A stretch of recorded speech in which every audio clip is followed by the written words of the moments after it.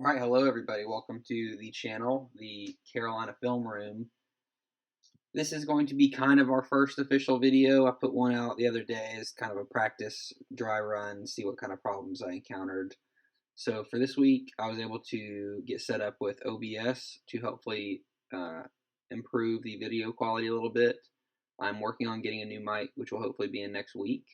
But please give this a like and a subscribe if you like it, because I'm going to be doing these every week for the Carolina Panthers going forward, taking a deep dive into how's Ben McAdoo doing calling plays, what about Matt Rule, what about Phil Snow, what about our guys just executing.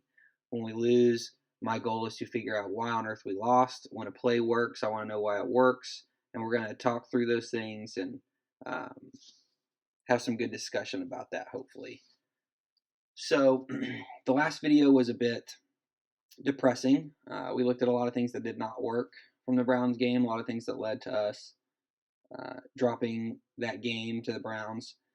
This week, I wanted to be a little bit more positive, so I fast forwarded a little bit more further into the game. Wanted to take a look at some of the things that were working for us on offense, see if there are some things that we can find to be hopeful about Baker, about Ben McAdoo, and the offense in particular going forward. So this first play is nothing special whatsoever. It is just going to be a little slant flat route.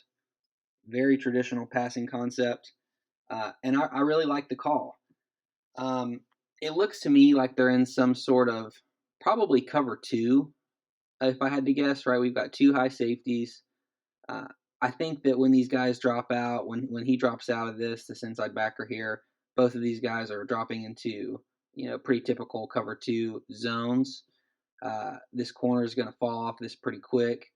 He's disguising this well as man coverage. And the first time I watched it, I thought that we did have man coverage down here, but he clearly doesn't stick with this once the play gets going, and he's going to come off and try to make a play on this flat. But regardless, I really like just getting the ball to Christian in space any and every way that we possibly can.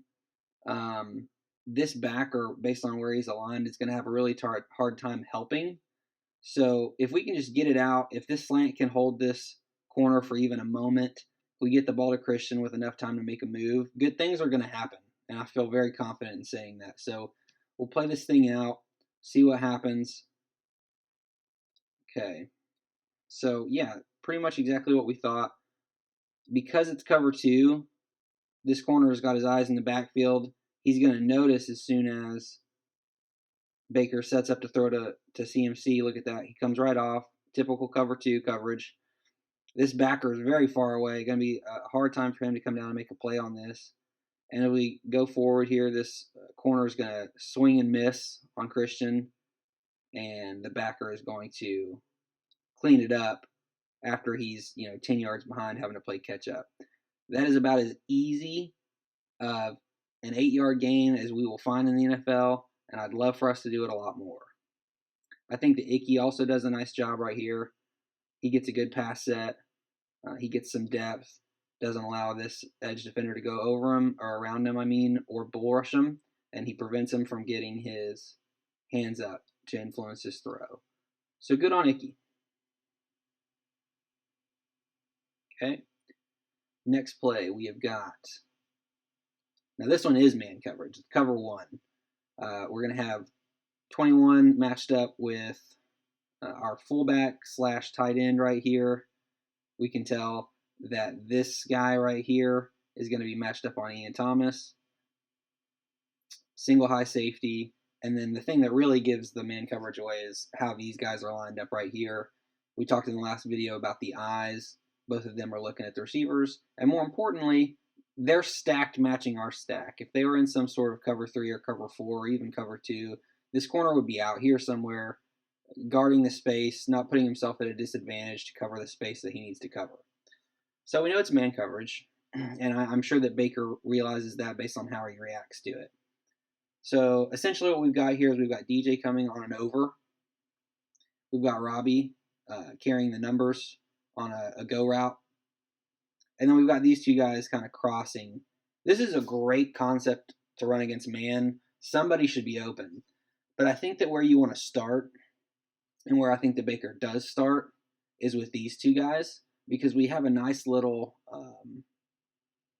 combination here that puts this safety in a bind.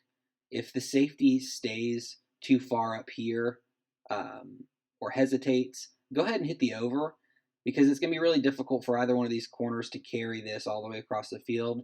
You see the Chiefs did this with Tyreek Hill all the time with quick, fast, athletic receivers. This is a great way to get them the ball in space and get them the ball pretty downfield.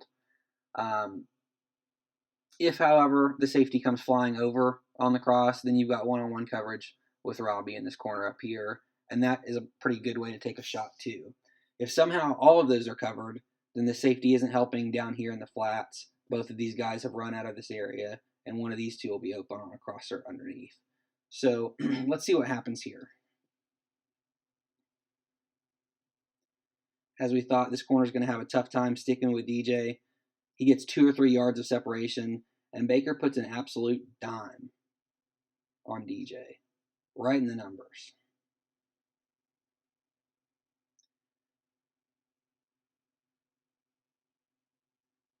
I love everything about this.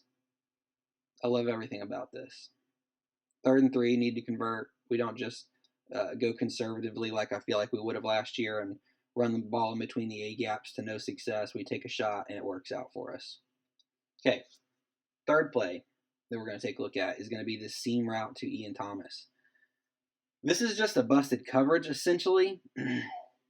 So what I think that is happening right here, oh, look at this. I didn't even notice this the first time around. They got somebody running on. I wonder if this is the safety that was responsible for this area. But regardless, it looks like we're manned up down here. So he is going to carry whatever, I think this is DJ down here, does. So he's not an issue for a seam route. Usually, when we're in man coverage, whether this is man or cover 3, this number 22 is going to be responsible for the flats. Because, like, let's say DJ runs on a go.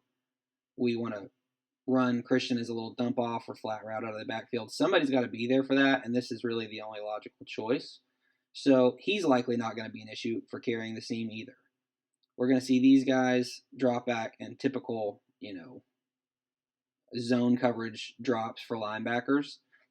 And so really the only issue is going to be this guy. If he comes flying over, then the seam won't be open. But if he stays for even a moment and we just get the ball over these backers, this is going to be wide open. And that's exactly what happens. All right, if we go back just a little bit, we can see the safety up here hesitate, doesn't get over in time, and Baker puts the ball right on Ian's face mask. This is wonderful. Wonderful, wonderful. The ball placement that we've seen, the velocity on the ball, the correct reads that we're making consistently on this drive are worlds better than I think the Panthers fans have seen for several years. Very exciting. Okay. This is really our second to last play here. And I'm really only going to focus on what happens in here. I believe that this is an RPO. So I think 94 right here is going to be the read man. Essentially, if he comes crashing down, then we're going to pull the ball. Christian's just kind of running right here. If he comes flying upfield, then we just give it to Christian and we call it a day. I don't believe he's going to do that. He's going to play the run, so Baker's going to keep it. And then up here we've got essentially a rub route, though maybe not a rub route in the traditional sense that a lot of people think of a rub route. We're going to have DJ on like a little 3-yard hitch, and Tommy Tremble's just going to come on a quick flat. And the idea behind this is a lot of the time teams play man in the red zone, particularly like on the goal line, because it's too easy to hit open spots in zone on very quick hitting plays. So you got to man guys up. So man, right? Everybody's lined up properly to show that this should be man.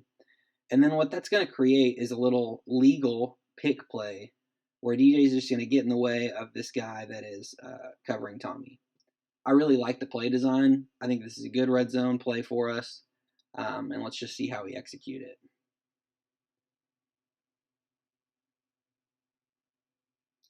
Really close. Really close. So we can see a little bit better angle here. So typically on an RPO, we're all going to be blocking down, right? And so that's going to leave this guy to be our read man. He comes flying down to take away this handoff. So that's our keep. 28 right here is in a position to make this a little bit more difficult on us. And Baker does a really good job, I think, of understanding that he's there, making sure that he puts enough touch on the ball to get it up over him, and putting the ball in a place where Tommy can catch it, make a play. And Tommy came very close to keeping his knee off the ground and us getting a touchdown. I like the play call. I like the execution by Tommy, DJ, and Baker. So we just saw the other angle of this last play that we're going to look at here, but it's our second goal line play to punch it in, and we're just running a dive, right? We're just blocking down. I don't know why Austin Corbett is in a 4-point stance while everyone else is in a 3-point stance, but I guess it doesn't matter. Whatever works for you. Essentially, this play is going to come down to, can we handle these really 2, maybe 3 guys with our linemen right here? And if we can do that, it's a touchdown, right? These backers aren't even up in a way that can prevent us from running dive like we want to. So this works against this look, and it just comes down to how we execute: block down, up and over. Love it. Good execution. Ultimately, all that we need to do to start having more success on offense, I think, is just execute like we did on this drive. And the good news for us Panthers fans is that we showed right here that we can absolutely do it, and we can do it on a much higher level than we did, than we have over the past few years. So some exciting things here from McAdoo and Baker. I was pretty annoyed after the game personally because I felt like we didn't get Christian the ball enough. And hopefully we'll work on that. But other than that, this drive right here had some good nuggets for us to have some hope going into the Giants in week 2. So keep checking in. Like I said, subscribe if you want to follow what's going on with the Panthers in a little bit more of an in-depth way than I think I've been able to find many other places online, and that's why I'm doing this. So tune in next week, and we will check out the Giants.